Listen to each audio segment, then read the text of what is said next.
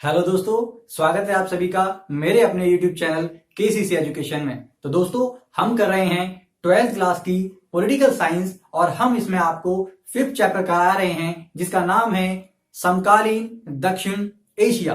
तो दोस्तों, चैप्टर के हम 2 पार्ट करा चुके हैं, ये लास्ट पार्ट है, 3rd पार्ट। तो चलिए इसमें हम आगे का चैप्टर करते हैं, जल्दी से स्टार्ट करते हैं। तो दोस्तों, आज हम आपको कराने वाले हैं सार्क और दक्षेस। इसको दक्षेस भी कहते हैं और इसको हम सार्क भी कहते हैं। ये दक्षिण एशिया का एक महत्वपूर्ण संगठन है जो दक्षिण एशिया के देशों को मजबूत बनाने के लिए किया गया है। तो चलिए समझते हैं इसको। तो दोस्तों, दक्षिण एशिया क्षेत्रीय सहयोग संगठन, इसका पूरा फुल फॉर्म है दक्षेस का, दक्षिण एशियाई क्षेत्रीय सहयोग संगठन। इसके अंदर दोस्तों 8 हमारे देश शामिल हैं: भारत, नेपाल, भूटान, मालदीव, श्रीलंका, अफगानिस्तान, पाकिस्तान और बांग्लादेश। तो दोस्तों, मैं उम्मीद कर रहा हूं आपको यहां तक समझ में आ गया होगा कि इन 8 देशों ने मिलकर इसका हमारा गठन किया, निर्माण किया और ये इसके हमारे सदस्य हैं। तो 8 दिसंबर 1985 में बांग्लादेश के अंदर एक सम्मेलन हुआ, उस सम्मेलन में बैठक हुई और वहीं पर हमारे सार्क का गठन किया गया 1985 के अंदर। वर्तमान समय में अगर हम देखें तो जो इसका मुख्यालय है, जी हाँ, सार्क या दक्षेस का जो मुख्यालय है वो नेपाल की राजधानी काठमांडू के अंदर है। तो दोस्तों, ये आपको याद रखना है क्योंकि ये पूछ लिया जाता है। तो चलिए आगे हम बात करते हैं कि जो सार्क जो हमारा ये संगठन है ये किस उद्देश्य से बनाया गया है, इसका जो उद्देश्य है, जो लक्ष्य है वो क्या है। तो दोस्तों, जितने भी हमारे जो 8 देश हैं इनके सामाजिक, आर्थिक, राजनीतिक और बहुत सारी चीजों को मजबूत बनाने के लिए, एक दूसरे को सहयोग करने के लिए इस संगठन का हमारा निर्माण किया गया है।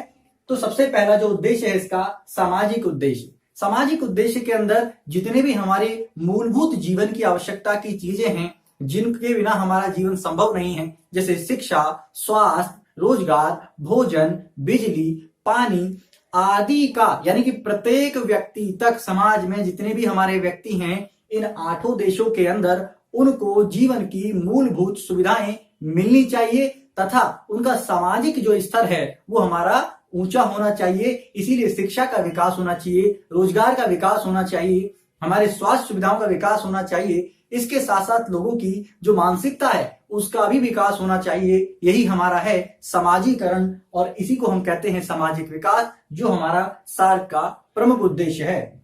दूसरे उद्देश्य की बात करें तो हमारा आर्थिक विकास, जी हाँ, प्रति व्यक्ति आय में वृद्धि करना और जो हमारा व्यापार है उसमें वृद्धि करना और इसके साथ साथ राष्ट्रीय आय में वृद्धि करना। और इसके साथ साथ अगर हम आर्थिक चीजों की बात करें तो कृषि क्षेत्र हो गया, चाहे हमारा औद्योगिक क्षेत्र हो गया, चाहे मत्स्य पालन है, यानी कि जो प्राथमिक, द्वितीयक, तृतीयक, चतुर्थक, पंचम क्रियाएं हैं उन क्षेत्रों में हमारा लगातार आंकड़ों में वृद्धि करना, हमारा औद्योगिकरण करना, नगरीकरण करना, ये हमारे आर्थिक विकास के अंदर शामिल किया जाता है, जो कि हमारा सार्क का प्रमुख उद्देश्यों में से एक है।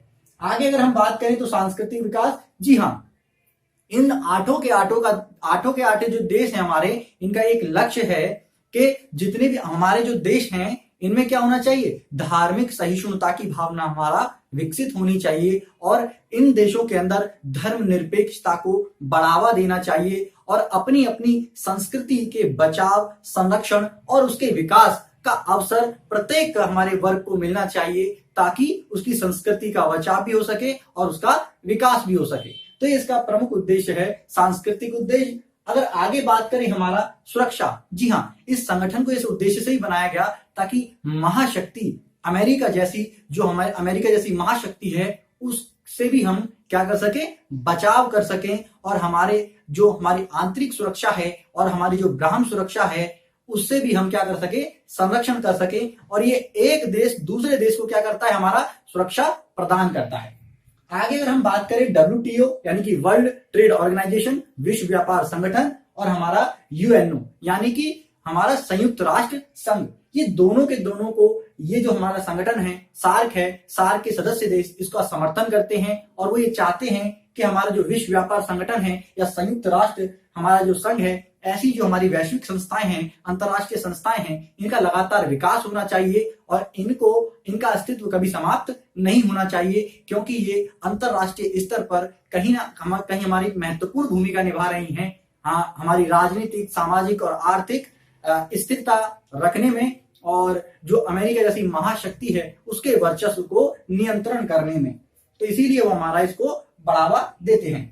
अगला उद्देश्य हमारा कृषि और उद्योगों का विकास करना इसका प्रमुख लक्ष्य है, क्योंकि सार्क देश के अंदर ये चाहते हैं कि सार्क के जितने भी देश सदस्य हैं वहां हमारा कृषि से संबंधित खाद, उर्वरक, सिंचाई के साधन, उसकी उत्पादकता में लगातार वृद्धि होनी चाहिए और यहाँ का हमारा औद्योगिक विकास भी होना चाहिए, ताकि हमारा इन देशों का आर्थिक स्तर ऊंचा हो सके। इसके साथ साथ विज्ञान और तकनीक के विकास में एक देश दूसरे देश को क्या करता है, सहयोग करता है, सहायता करता है, जो हमारे सार्क के सदस्य हैं।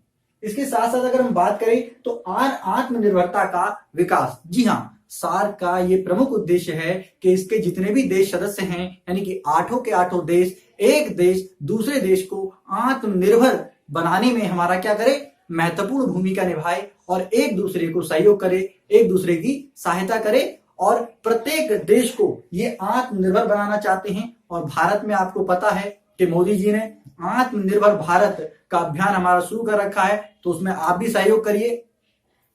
तो हमारा इस प्रकार से आत्मनिर्भरता को वो हमारा विकास कर रहे हैं। इसके साथ साथ आतंकवाद का ये विरोध करते हैं और ये आतंकवाद को जड़ से खत्म करना चाहते हैं, क्योंकि आतंकवादी जो हमारी घटनाएं हैं वो पूरे के जितने भी हमारे देश हैं, पूरे विश्व की अगर हम बात करें, पूरे विश्व में जितने भी देश हैं, प्रत्येक देश को प्रभावित करने की क्षमता रखती हैं और प्रभावित किया भी है काफी सारे देशों को। इसलिए वो चाहते हैं कि आतंकवाद जैसी जो बहुत बड़ी समस्याएं हैं इनको हमारा समाप्त कर देना चाहिए। तो इसके उद्देश्य से ये लक्ष्य मानकर आतंकवाद को समाप्त करने में जुटे हुए हैं। इसके साथ साथ शांति को बढ़ावा देते हैं ये लोग। तो ये नहीं चाहते कि कोई भी जो विवाद है वो हमारा क्या हो, मतलब लड़ाई झगड़े से या युद्धों के द्वारा सुलझे। ये चाहते हैं कि आपसी बातचीत के हिसाब से या बातचीत के माध्यम से ही प्रत्येक जो हमारा विवाद है या समस्या है उसको आपसी देश, चाहे उस सीमा विवाद है या जल विवाद है, मतलब नदी जल विवाद,